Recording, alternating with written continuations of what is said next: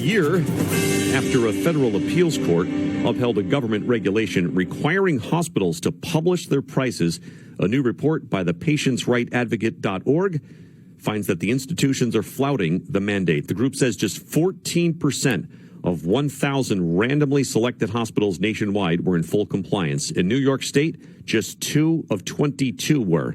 In New York City and Long Island, none of 12 were. More from Paul Seegert, managing partner at the benefits firm PCS Advisors. Paul, it's frustrating. Well, it was actually part of the original Affordable Care Act, one of the few good parts, I think, in terms of things that would actually make care more affordable. Hospitals were supposed to, 12 years ago, start publishing their pricing for 300 common procedures. The thought was that at some point in the future, we could all consume healthcare like we do everything else, where we actually know what it costs before we buy it. And they fought it, they being hospitals, fought it in the courts for 11 years, finally lost. And January 1st of last year, they were supposed to start publishing their pricing. Fast forward to today, 13, 14 months later, 0.5% of hospitals owned by the 3 largest hospital system in the country, HCA, Healthcare, Common Spirit Health, and Ascension, are in compliance. And overall, all hospitals, if you do a random sampling, it maybe runs around 14% that are actually complying. Wow. What are they hiding behind? It was a tough couple of years because of COVID. Like, why is this not happening? No, I think it's proof that lobbying is still extremely effective. It started as a joke, but it's kind of a sad joke. People say, when is healthcare going to get fixed in this country the way we pay for it? When lobbying doesn't work anymore. Yeah. They lobbied effectively, and the fines for noncompliance, which originally there was discussion that they would be these massive fines, and really a couple $1 million isn't massive to these hospitals. A mid-sized hospital might have a multi-billion-dollar balance sheet, but the fines are only $300 a day.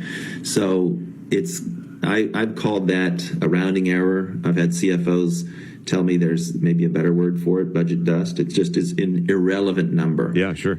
To these hospitals. Like, I mean, you could make that up in a matter of minutes, right, by overcharging for something else. I guess, right? Yeah. Explain, I guess, just how widely something like, pick it, colonoscopy could vary price-wise from hospital to hospital. Yeah, I was looking at it. Actually can vary within the same hospital. That's the maddening part of this, is that I was looking at a hospital in California, but it could be anywhere, at a minor heart procedure, and the variance in price, same surgeon, same OR, same procedure, could be anywhere between $80,000 and $540,000 for the same procedure. So hold on, same procedure, same doctor, same hospital? Same everything. Man. Between $80,000 and $540,000. I mean, that's really what they don't want to publish. You don't want consumers to see that. You don't want plan sponsors, especially employer plans that are oftentimes what these hospitals look to make up for the low collections and low charges that they apply to government payers. Oftentimes they're losing money on a government payer. They need 118, 120% of what they might get from a Medicaid or Medicare patient. So then they turn around and they'll bill these employer plans 350%. Depending on the market you're in, they might bill them 1,000% of what they bill a Medicare person. Wow. We're speaking with Paul Seegert, managing partner with PCS Advisors. We're talking about how hospitals are ignoring this requirement that they publish their prices. Does this change? I don't see big change on the horizon. HHS said the fine is going to be $300, and we're not even really going to enforce that. Is kind of the most recent communication to these hospital chains. So I don't see big changes on the horizon. I think that we're still at a place in the way that we all pay for healthcare where employers are going to have to continue to lead the charge in making demands around transparency and demands for more fair treatment in the system. For the small percentage of hospitals that do publish their prices, is it easy to follow, or is it deliberately confusing? What do you make of it?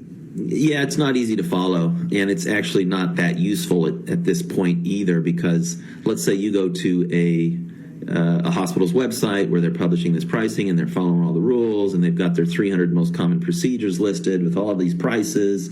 There might be, it's not uncommon that they would have more than 150 prices for a single procedure based on all the different contracts with all the different insurers that they might work with. And what it really still boils down to for you as a consumer is that you're going to be able to see that there's this huge variation, but you can't really take advantage of it because your health plan is going to pay whatever they've agreed to with that facility. Thanks, Paul. Paul Seegert, managing partner at PCS Advisors.